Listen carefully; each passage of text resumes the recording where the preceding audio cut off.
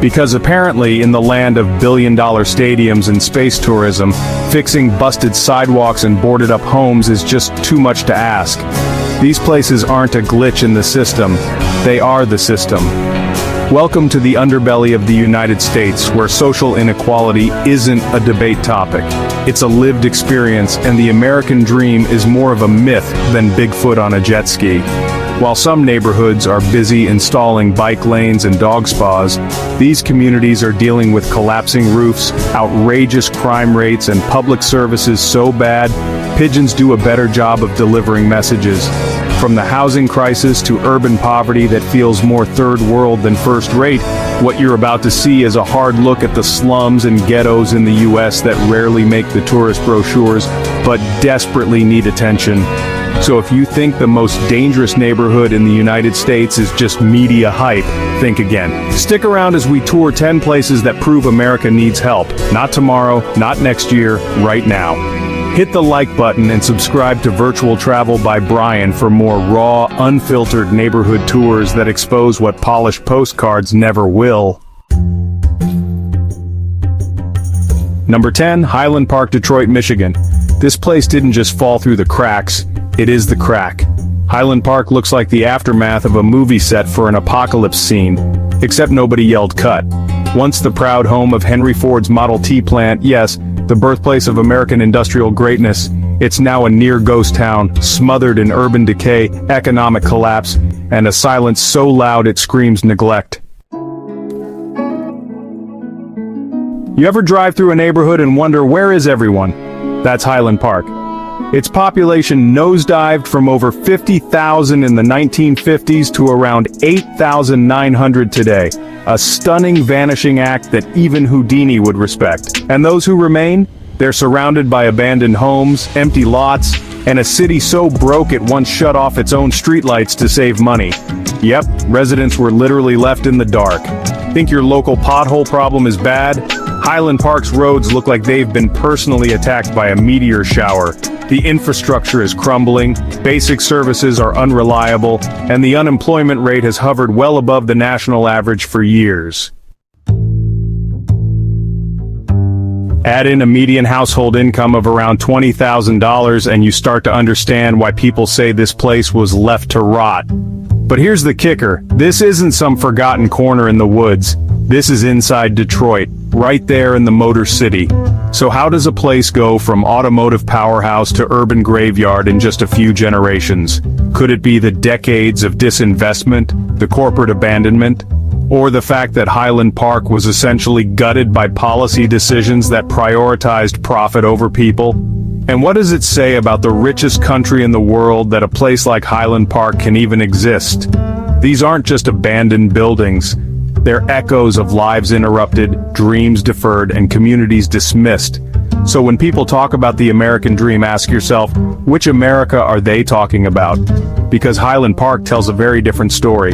Number 9, Pine Hills, Orlando, Florida. It's just minutes from Disney World, but nobody's lining up for a photo here. Welcome to Pine Hills, also known less affectionately as Crime Hills. You've got the Magic Kingdom on one side, where dreams come true, and just a few miles over, a neighborhood where nightmares are a little too real. It's one of those places where the slogan might as well be, "Come for the sunshine, stay because you can't afford to leave." Here's the wild part. Pine Hills isn't some forgotten wasteland tucked away from civilization. It's right in the orbit of Orlando's billion-dollar tourism machine, but it gets treated like a bad Yelp review. Gang violence has plagued the area for years, and in some parts calling 911 feels like spinning a roulette wheel. Will they come in time? Will they come at all? Schools here? Underfunded? Understaffed? Underwhelming? The graduation rate in Orange County is decent on paper, but Pine Hills often tells a different story, where many kids are trying to focus in classrooms that feel more like holding tanks than learning environments. Poverty is no stranger here either. The median household income hovers around $36,000, well below the state average. And despite all this, Pine Hill sits next to some of the most visited places on the planet. So the question is, how can a city rake in billions from theme parks while entire communities next door feel like they've been written off? This is the reality of urban poverty hiding in plain sight. Tourists sip overpriced coffee on International Drive, while families in Pine Hills battle food insecurity, crumbling infrastructure, and limited opportunities. It's like two different worlds occupying the same zip code. Isn't it wild how you can fly halfway across the country for a vacation, pass by this neighborhood, and never know the struggle simmering behind those palm trees? Keep watching, because Pine Hills is just the beginning. And trust me, the next neighborhoods on this list, they'll make you question what America the Beautiful really means. Number 8. Central City, New Orleans, Louisiana. You can't rebuild what no one ever really tried to fix. Central City isn't just a struggling neighborhood. It's a haunting reminder that recovery in America often depends on your zip code and your skin tone. This historic New Orleans community took a direct hit from Hurricane Katrina in 2005. But here's the real tragedy. Nearly 2 decades later, it still looks like the storm just left last week. The streets tell you everything you need to know. Cracked sidewalks, boarded up homes, overgrown lots. Some blocks look like time simply gave up on them, and for many residents it feels that way too. Poverty here sits at over 40%, and the median household income is less than $25,000. You think that's tough? Add in violent crime rates that routinely outpace national averages, and you start to understand why locals call it the neighborhood that FEMA forgot. This isn't just about hurricane damage, it's about what happens when decades of disinvestment, systemic racism, and bad policy collide. How is it possible that a city pulling in millions from Mardi Gras, Bourbon Street, and tourism still has neighborhoods where entire blocks resemble disaster zones? And here's a tough question.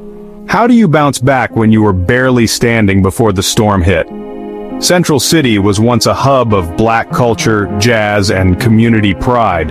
Today, it's fighting tooth and nail to survive amid neglect, gentrification threats, and a housing crisis that keeps piling on. Public services are patchy, schools are under-resourced, and affordable housing is disappearing faster than beignets at Café du Monde. Yet somehow, people still live, love, and fight for this place every day.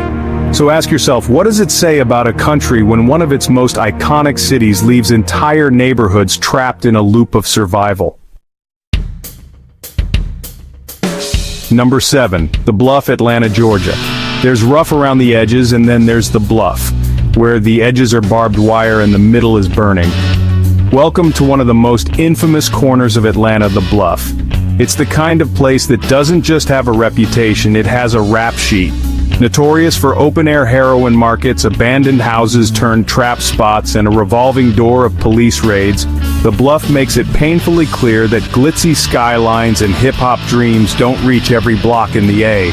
While tourists snap selfies at the Georgia Aquarium or chow down in Midtown, life just a few miles away in the Bluff tells a completely different story. This isn't Atlanta the brand. This is Atlanta, the broken promise. Median incomes here float below $20,000, and violent crime rates have been known to spike so high that locals joke nervously that it's quieter during gunshots. Now here's the wild part. This neighborhood sits walking distance from one of the wealthiest business districts in the Southeast. So how does a place like this continue to rot in plain sight? How does a city dripping with movie money, Super Bowl cash, and real estate deals let entire streets crumble under drug addiction and neglect? And before anyone starts blaming the people, don't. This is what happens when you defund schools, but fund stadiums.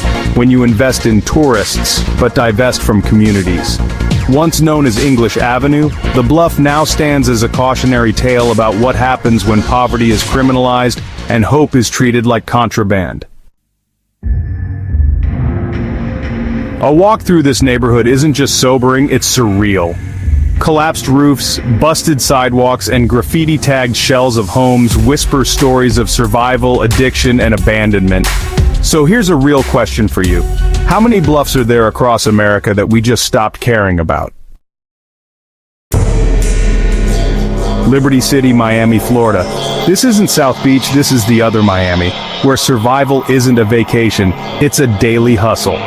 Welcome to Liberty City, a neighborhood that once stood as a symbol of black pride and progress in Miami.